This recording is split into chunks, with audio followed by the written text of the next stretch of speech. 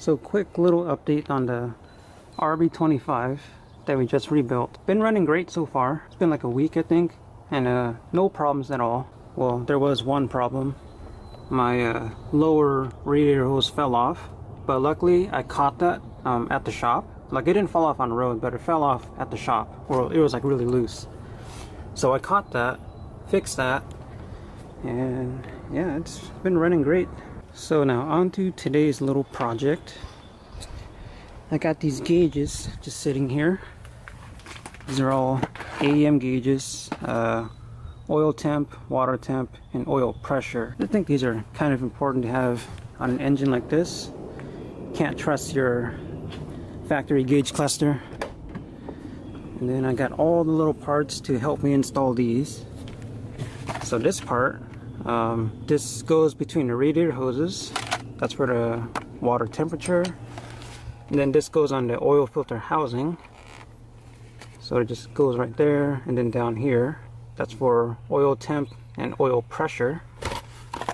And then I got all these little adapter fittings that's needed to put the sensors on. And then I also got this triple gauge that sits like over your radio.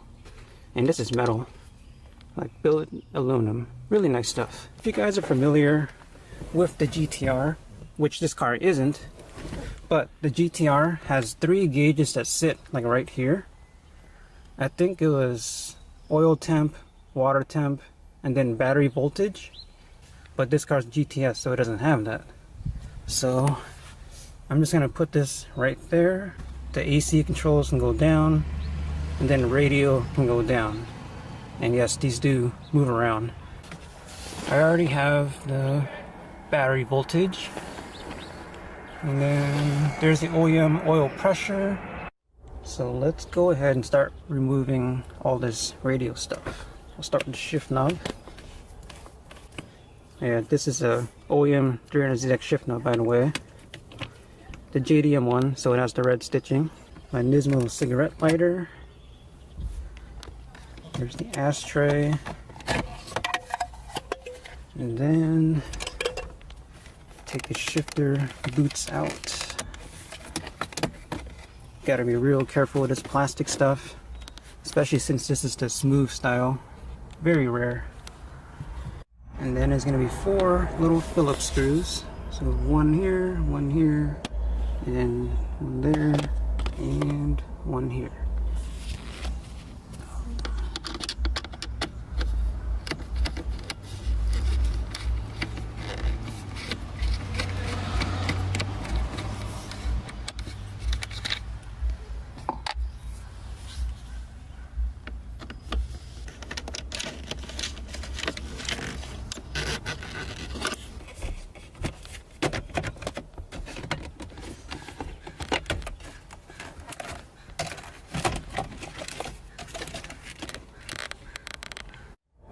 So once that trim panel is off, you'll see 3 screws on each side. They'll be really obvious. You know, one there and one here. So I already got those out. Radio and a cubby should come out now. And then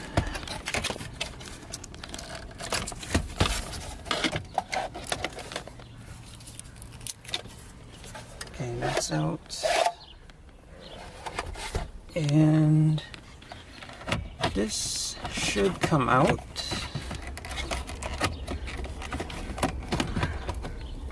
There you go. So now this thing is just gonna sit somewhere down here, and then this will sit right there. So at first you're probably thinking, how do you mount this thing in the middle? It doesn't line up at all. So these are exact same parts as on a GTR, and luckily we can make this work. So you can see these little 2 screws here, screw holes, they're on both sides. That will go on to the radio bracket right here. So I'm gonna have it sit on top, right up here. Then the radio will move down right here, and that's how that works. So I ran into a little problem. I can't get these bolt holes lined up with the bracket because the original holes that it lines up to, these little tabs right here, gets in the way of the bracket. So I lied. They're not the same between GTR and GTS-T. So I guess I'm just gonna have to cut off those tabs, which kind of sucks. I mean, this isn't exactly a cheap piece, but I'm just gonna do it. I'm gonna cut this off.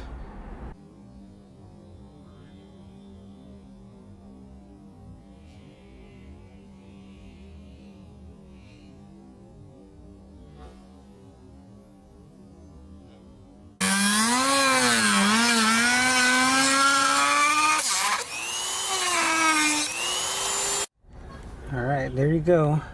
This is just kind of shoved in there to show you what it's going to look like, but it's all in there and it looks like it's going to work out perfectly fine, which is great.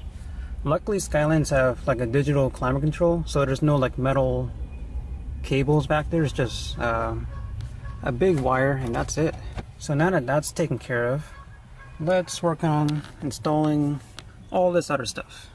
Okay, so here's the gauges before we install them. We got oil pressure, water temp, and oil temp. And then we got the little adapter fittings here, and then here's the actual sensors, and these come with the gauges. We need these adapters because I think so the threads on the car, like this part right here, that's metric I think, and then the sensors are standard. So we need to install those adapters. Now these are really easy to install. So like this just goes in between the upper radiator hose and it just threads in right there. And then this goes on the oil filter housing. The little sensors go on here, and then you pick whichever one fits on your car. It comes like 3 different sizes. Also got a new gritty oil filter that'll go on here. Alright, so let's put this thing together. And here it is all assembled. So this is the oil pressure, oil temp, and then we got the water temp here. It's kind of ugly. I mean, it doesn't look the best. I should have just bought some JDM gauges instead of the AEM stuff, but oh, whatever. So I think I'm going to start with this thing first. So this double O-ring part, that's going to go to the block. This thing here goes in the middle. That threads into the OEM oil filter housing. Then once that's tight, that's where the oil filter goes on. Pretty simple stuff. And then this just goes in between the radiator hose. So it's kind of a pain to get to my oil filter. That's because I relocated my idle air control valve. It's on that little bracket here, bolted onto the intake. So I gotta take that off to get access to my oil filter, which is that little blue thing you see back there. And then for the water temp, we're just gonna cut it right here, I guess, and then it'll just slip right in between that. Man, I've been trying to get this oil filter off for like the past hour, and I finally got it loose. You know, I got like hammers and stuff, oil filter pliers. Nothing got it off until I hammered a hole through it. And I just put this on like a week ago too. I lubed the gasket and I didn't over tighten it or anything, but it still got stuck on there.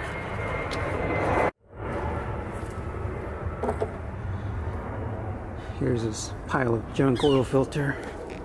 Look at this thing. I had to destroy it to just get it off. Meanwhile, this OEM Nissan oil filter came off so easily. I think there was something wrong with this gasket or something. Anyways, got that off. Now we can throw on the adapter. So that stupid oil filter took up like an hour of my time, and now I've kind of run out of daylight. But I at least got all the gauges hooked up, like power wise. So let's show you that. Here it is. It's not 100% mounted yet, so it's kind of loose, but let's turn the key on.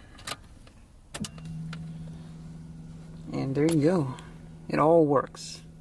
So I got the oil pressure hooked up and the oil temp hooked up, but not the water temp yet. I'll do that tomorrow. Climate control all works. And stereo also works, but it's upside down. Stupid me. It's been a long day. So yeah, there's those 3 gauges. And then I got the other 2 up here. So I just, it's kind of matching. There you go. Yeah, it looks pretty cool. So I will finish this up tomorrow. It's almost 9 o'clock. Alright, so next day. Gonna finish up the water temp gauge install. So I've pulled the upper radiator hose and I've already marked where to cut to fit this adapter in. So I'm gonna cut where those 2 red lines are, and then just kind of goes on right here. Clamp it together, and that should be it.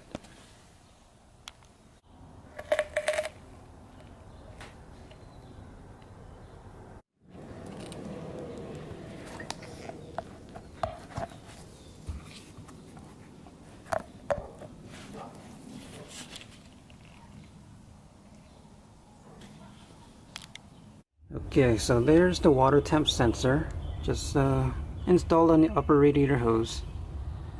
So I don't really like this setup because there's these extra clamps and it just doesn't look clean, but this works for now. Maybe for future I'll tie it into the OEM spot, but I'm happy with this for now. So I've just finished burping the coolant, because I took off this hose, so I just drained the whole system, put all new coolant in. Then I also put in new oil, because I might as well, since I changed the oil filter. So now I got fresh fluids again. I think that's my 3rd time now. Should be good. And let's go on to the inside, and I got all this stuff hooked up. So there it is. Oil pressure, oil temperature, and water temp. Now these are super easy to hook up. There's only 2 wires. There's a power and a ground, and then each gauge has a like a wire harness going to the sensor. So that's really easy to figure out. So I didn't really bother showing that. So yeah, no wires hanging, super clean install. And I did change the layout a little bit. I planned to have the climate control up here, but it wouldn't fit because this trim would hit the bottom of the gauges. So I just put it on the bottom and then a radio up here, and that works perfectly fine.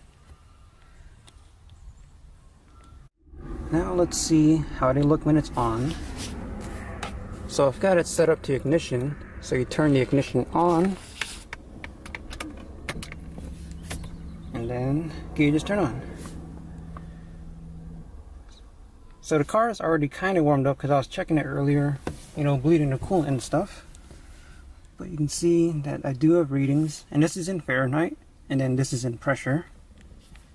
Not GDM, not Celsius, whatever. Now let's start the car.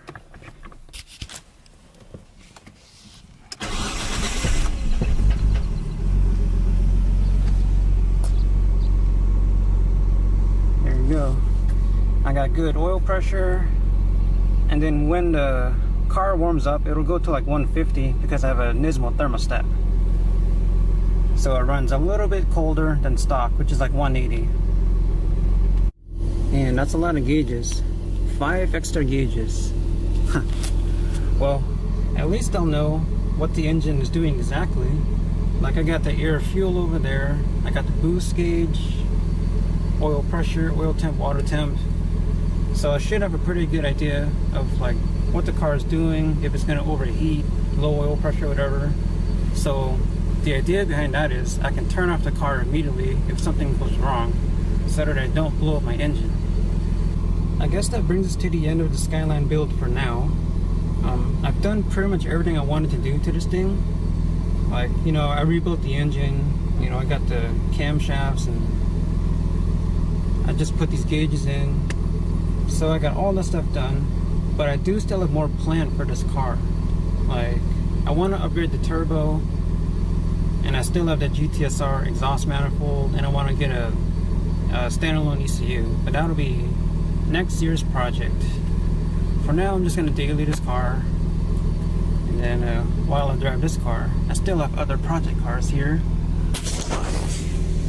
I got the 280Z there, and then also I got that MR2 back there. So those will be the next builds. Skyline's done for now, and yeah, I guess I'll end it there. So I'll see you guys later. Here's one more look at the gauges and stuff. Bye bye.